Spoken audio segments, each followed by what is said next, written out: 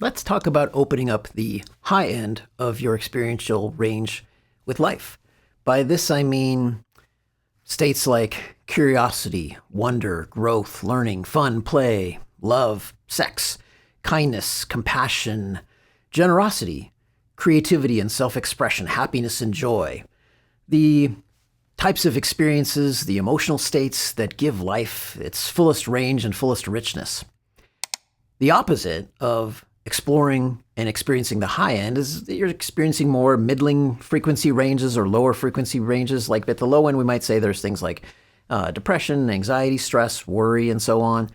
At the middle range, you're probably going to get locked into some form of striving, like neediness, trying to make more money, seeking something, maybe needing approval, going after achievement, accomplishment, pursuing something, and you feel like you're going after something worthwhile and meaningful.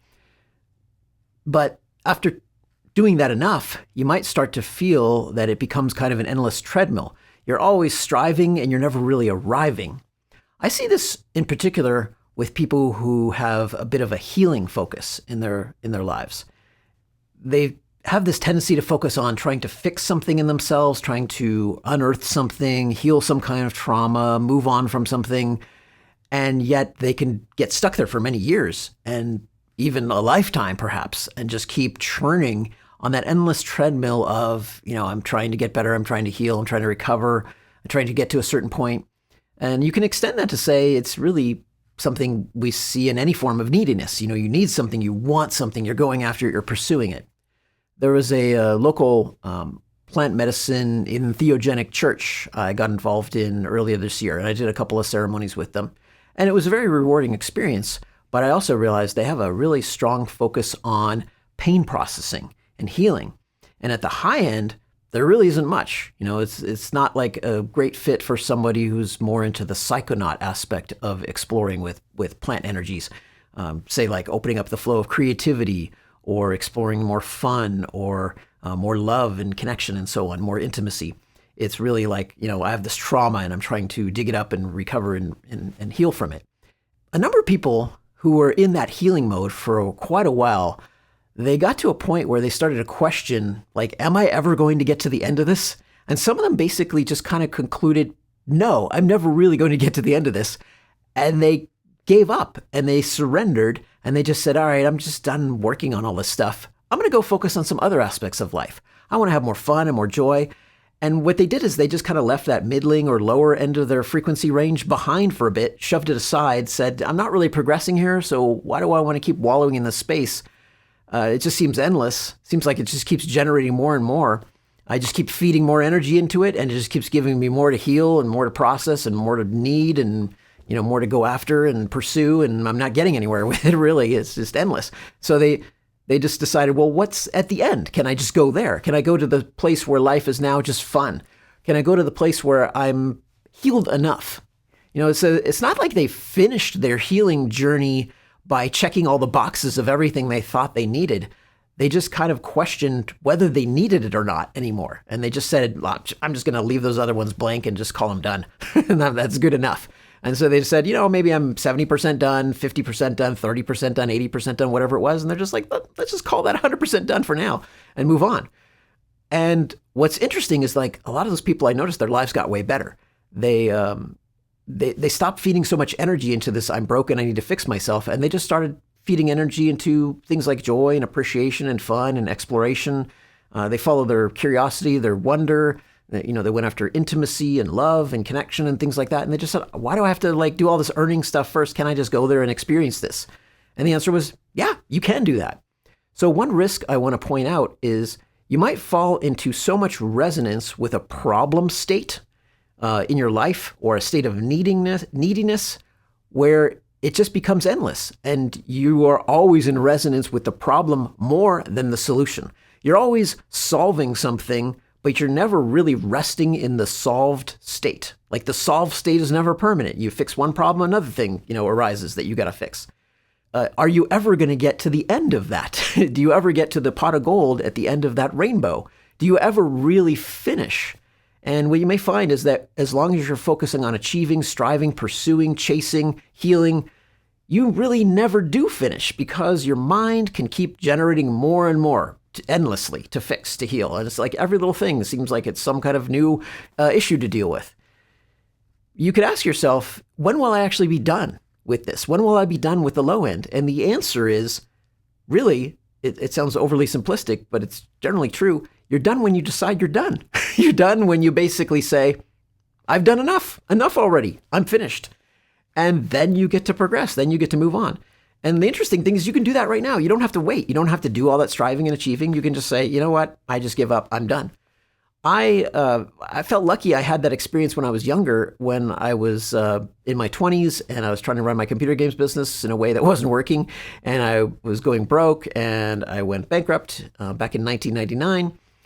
And, after 5 years of running my business and kind of just not getting anywhere financially by chasing and pursuing, money, success, and so on, I just sort of gave up on that. And I said, you know what? I'm just not getting anywhere with this approach.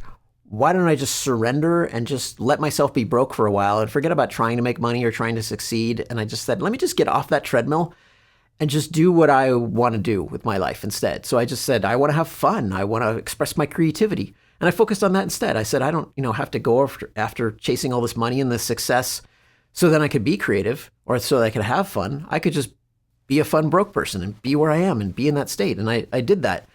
And I found it worked. And the interesting thing is that put me in more resonance with abundance.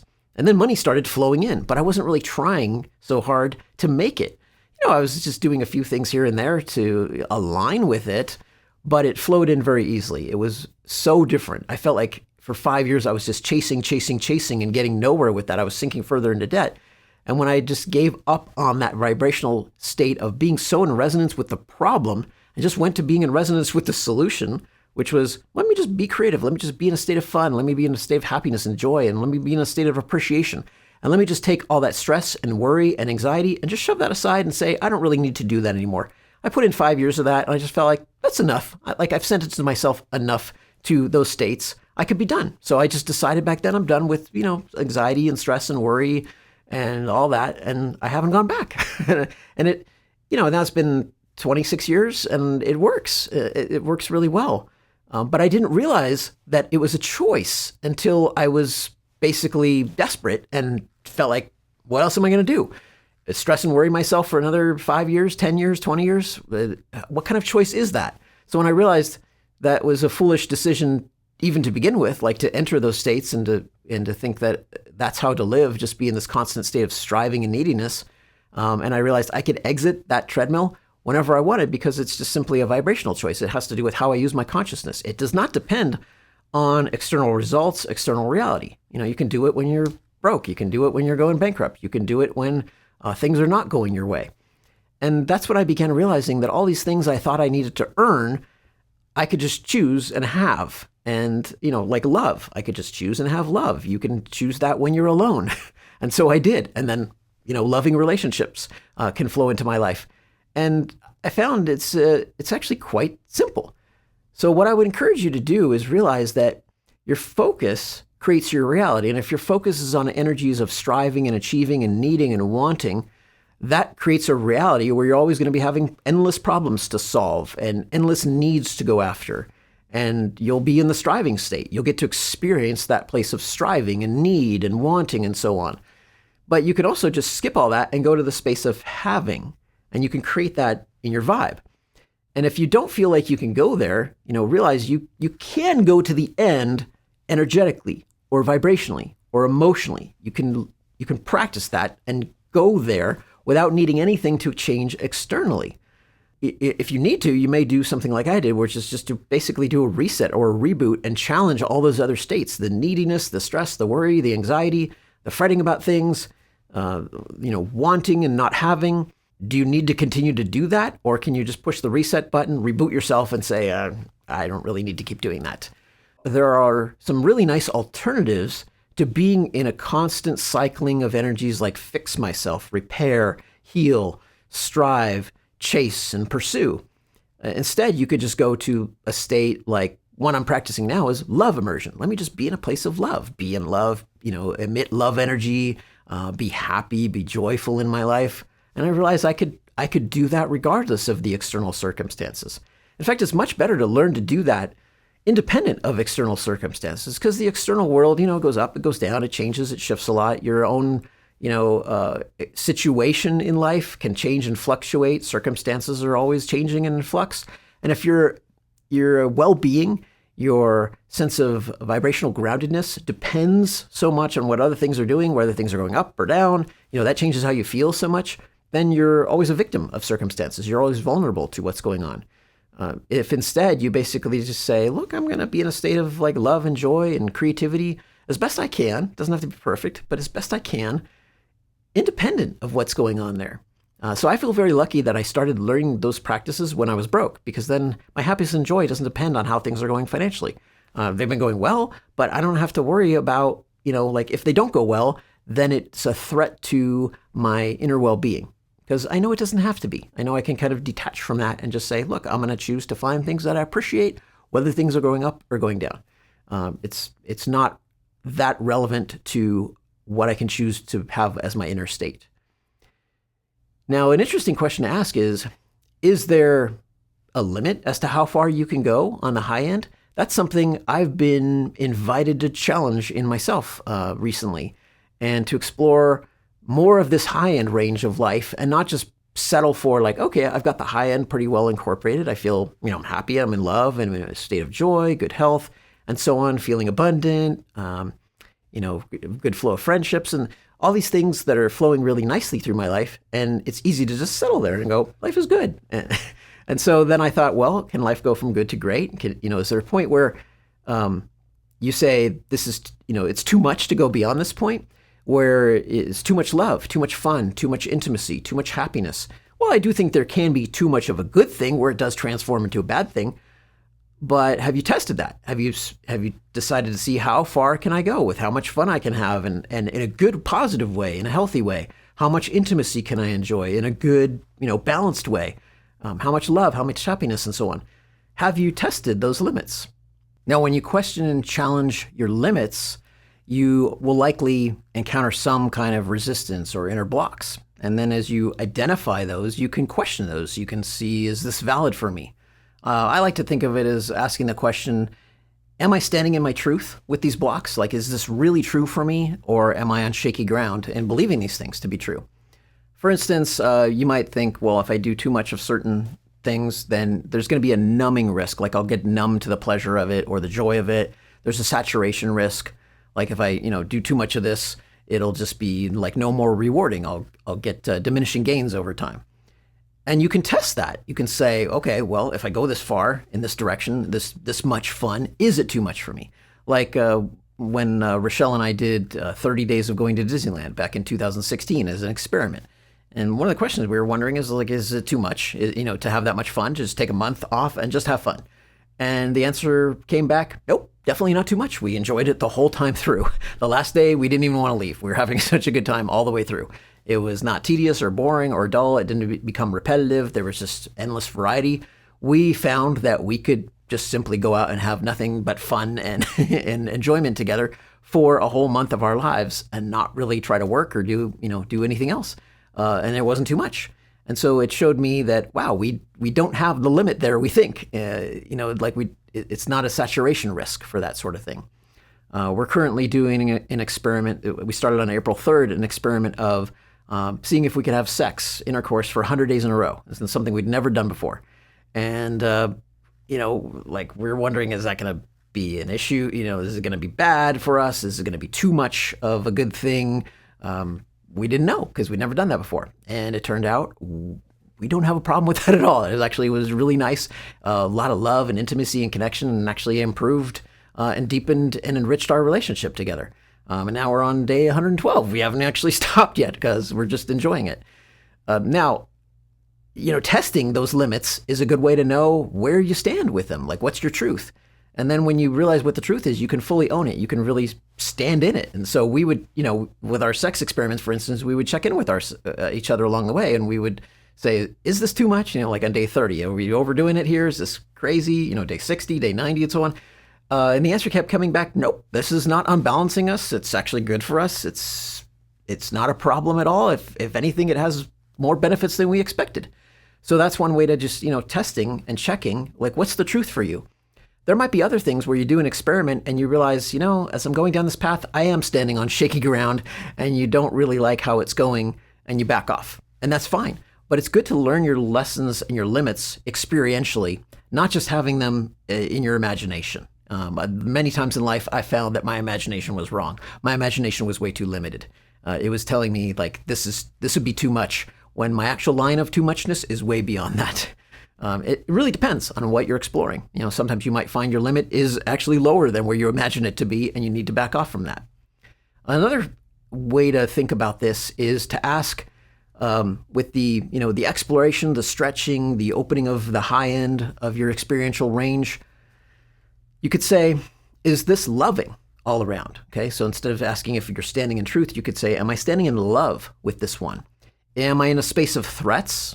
Or am I in a space where this really does feel like it's serving me well and it's serving the highest good of all? So is it loving to yourself and is it loving to others? I realized when I was broke and stressed, that wasn't loving. Like standing in stress, standing in anxiety, standing in neediness was not being loving to myself, and it certainly didn't make me more loving towards others.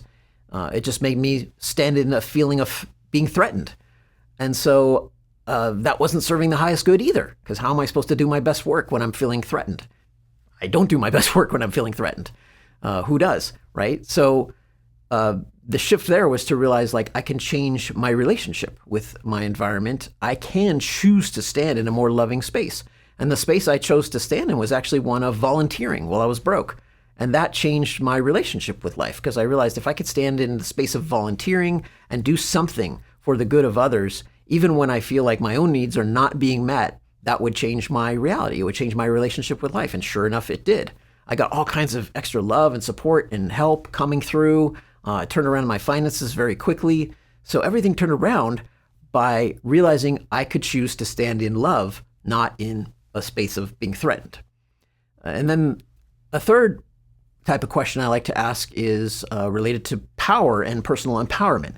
I ask myself, can I stand in this new reality and feel empowered? Or I could ask that of my old reality, like, is this an empowering place to stand? If I'm standing in the space of need and striving and pursuing, to me, that's not as empowering as standing in the space of beingness. Like, where do I want to actually be? Where do I want to actually end up? Can I just stand in that space? And interestingly, I find that just going to that pot of gold at the end of the rainbow, vibrationally, emotionally, like get there with my energy first, that's what really pulls the whole reality along. If there are real problems, I'll solve them along the way, but I'll solve them without feeling threatened by them, without feeling I'm on an endless treadmill of creating more problems. It feels that I'm so in alignment with the solution state that the problems just pretty much take care of themselves like dominoes. They just collapse one by one. And then I find myself going through the process of taking action in a state that's restful. It's peaceful, gentle, motivated, breezy, chill, even fun to get to the destination. And I just sort of flow through an action in a much more yin style, not so yang, like trying to force it and push things with my own will. It feels like I'm in a cooperative flow with life. It's like the energy of the new reality animates me there.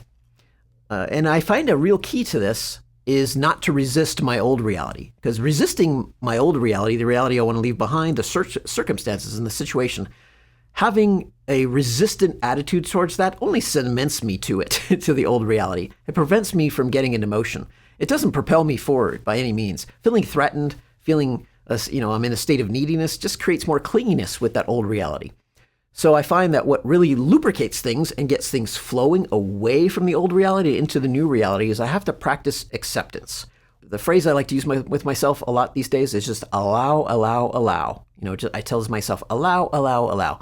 Let that old reality just be as it is and feel as non-resistant to it as I possibly can. The way of thinking about this is accepting where you are, accepting where you're going, and accepting all points in between. Be accepting of the new reality coming in. Be accepting of the old reality as it is, as long as it wants to linger, just let it be there, and be accepting of all the process and the actions and the flow to shift from one reality to another. If you could be as non-resistant as possible to that whole chain, from where you are to where you would like to arrive, and just feel like you're in resonance with accepting, that puts you in resonance with arrival, really. Because when you're in a state that, in a situation or circumstance where you really like it and you want to be there, it's very easy to accept it. Like, oh, this is wonderful, this is abundant, this is happy, this is joyful, this is loving, this is playful. And you're not fighting it, you're not resisting it, you're just accepting it. Like, oh, there's joy, there's playfulness, there's wonder, there's love. Great, I'm going to allow that because I like it. So practicing allowing is really, really helpful. Even allowing the things you don't seem to be in resonance with, you don't like them. And so you can just look at look at life, look at reality, and just say, I allow all that to be there, and not resist it.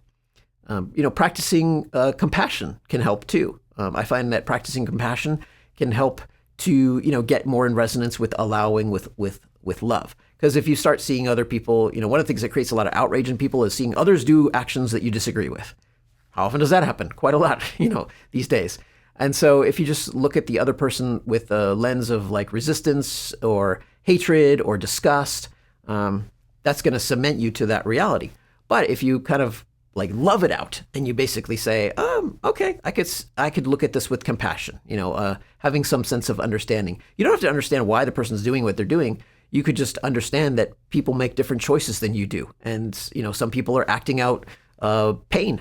If you just simply use that model, like, somebody's in pain right now, and that's what they're doing. They're acting out their hurt. And you just allow them to do that. Just let them process it. Let them act it out, even if it seems like it's hurting other people, or including you. Just allow them to have that experience. That tends to move you away from that reality. But fighting it and resisting it and butting heads with it tends to cement you to that reality. A good way to discover the high end of your range is to start by being honest about what entices you, what attracts you. I love exploring. I love sharing. I love creating ripples in the world. I love intimacy. I love being in love. I love community with people who are especially into self-development and exploration of their own. You can go to a new vibrational reality, but it helps to be aware of what that reality is. So if you just start with noticing like what entices you in life, what is most appealing to you, imagine you're already there then, and realize you can go to that new vibrational reality immediately. You don't have to wait. It's a choice. You can even see that as something that's helpful to others. Is it more helpful to others to be in states like neediness or stress or worry or always chasing and pursuing things and then influencing people? You're going to influence people anyway from who you are. Do you think that's the most helpful thing you can do for other people? Or is it better for you to just be in the high end, be in resonance with all the joy and the love and the wonder and the exploration, whatever it is you want to do when you are where you want to be, when you're at the pot of gold in life and you feel like this is the jackpot, this is where I want to be, this is what I want to experience as my day-to-day life. And then influencing people from there, inviting them into doing something similar in their own lives. Do you feel like that's more helpful? I do find that to be more helpful. I think I can be a better influence on other people by being centered in where I want to be. And I think that helps to invite other people to find their place of centeredness for themselves. And I also think it's better for the world, better for society, when we make decisions from a place of centeredness rather than a place of neediness or lack or striving or stress or worry or such. In terms of creating ripples in the world, you're always creating ripples, right? Like you're always doing something, taking action, communicating. I sense that, we all have an influence on our realities, even if we don't think we're doing much. So you're having, at the very least, reactive ripples you're creating in the world and putting out there. The other option is to create the ripples more consciously or have constructive ripples. And this is another way of thinking about the high end of life, is asking yourself, what kinds of ripples do I want to put out into the world? If I have a choice, do I want to ripple the world with my anxiety? Do I want to ripple the world with depression? Do I want to ripple the world with loneliness? Do I want to ripple the world with fear energy? Do I want to ripple the world with neediness? What is it you are rippling out there into the world? Be responsible with your ripples. Like choose the kinds of ripples you want to create and put out there into the world. It does take practice, but you can, you can find your way into your new reality by choosing what kind of ripples you want to put out into the world. Many, many years ago, when I started my blog back in 2004, I decided I wanted to ripple the world with conscious growth. And so that was a big thing. It's like inviting people into working on their lives and up-leveling their lives more consciously. Like actually choose to engage with developing yourself, your inner self, your outer reality, your relationship with life, all kinds of upgrades. And that's what I pursued for, past 20 plus years. It's just like rippling growth. And now I feel like I'm shifting a bit where it feels more interesting to me to ripple some other things. One that I'm working with a lot is just love energy, like rippling love, rippling acceptance, rippling joy, rippling intimacy, rippling connection and community. And so I just felt like I, just sort of shifted, but also broadened the types of ripples that I put out in the world. I feel like I don't need to ripple growth as much as I did back in 2004 because there are so many other people doing that now too. So I feel like there's less need for that. So I feel like it does the world probably a better service to focus on rippling happiness, joy, love, energies like that. And so that's what I choose to ripple. That's what I choose to embody and then choose to put more out into the world. I'm not really interested in putting out a bunch of, hate and anger and outrage and so on. I feel like there's plenty of other people exploring that as well. And I will allow that and accept it as part of my reality. Great. People can be doing that. But I also don't feel like I need to personally engage in that side of the vibrational frequency range. It's a process. It's an exploration to discover where in life your preferred frequency range or experiential range or emotional range wants to be. You can choose to open and engage with whatever you believe the highest frequency, range that you can access is. You don't have to settle. You don't have to just take what was given to you. You don't have to take what was habitually conditioned into you. You can challenge that. You can say, well, how far can I really go here? What are my limits? How far can I stretch the good? What is good to me? Ask yourself that. What are frequency ranges that are really good? What are the best ones for you? Is it fun? Is it adventure? Is it love? Is it generosity? Is it contribution? Is it joy? You choose. You get to pick. Another way I like to think about this is I tell myself, be an energy being first, a human being second, because it really helps me focus on the vibrational aspect of life. And that's where so much of life has opened up. When I realized I'm not just a human being and not just like this, biological entity. I'm an energy being, and I can work at the level of energy with life. I can choose vibes. I can choose emotions, feelings. I could choose thoughts. All those I think are different frequency ranges. I could choose to be in a certain space of ideas or a different space of ideas, and I could float around there. And as I float around mentally, emotionally, or I might say vibrationally, as I shift where my dominant focus is, it pulls my human life along with it. It pulls along circumstances, and I find it does that in a way that goes beyond my limited physical actions as a biological being. It seems like it engages some other aspect of life, of reality, of the nature of the universe to cooperate with me, because that's when I get into this great flow of synchronicities and beautiful serendipitous circumstances arising that seem to match where I'm choosing to be vibrationally. Choosing abundance and vibing with that and seeing money and financial opportunities show up and seeing debt evaporate and so on. It seems like those things happened outside of my direct control as a biological being. And so I find I get better results by living as an energy being. So that's another invitation for you to consider. Are you getting great results living as a human being? Have you tried living as an energy being, or considering that you are a being of energy and that your human life will follow along with where you direct and where you put your energy? Imagine, creating a life that's rich and abundant in whatever kind of energy you feel is best for you, is best for others. That's something I'm engaging with right now, very actively. And I invite you to join me in that. You don't have to choose the same frequencies that I like, such as love energy. You can pick something else. I invite you to explore this with me. Try living more as an energy being, a little less as a human being, and let your human life follow where your energy goes.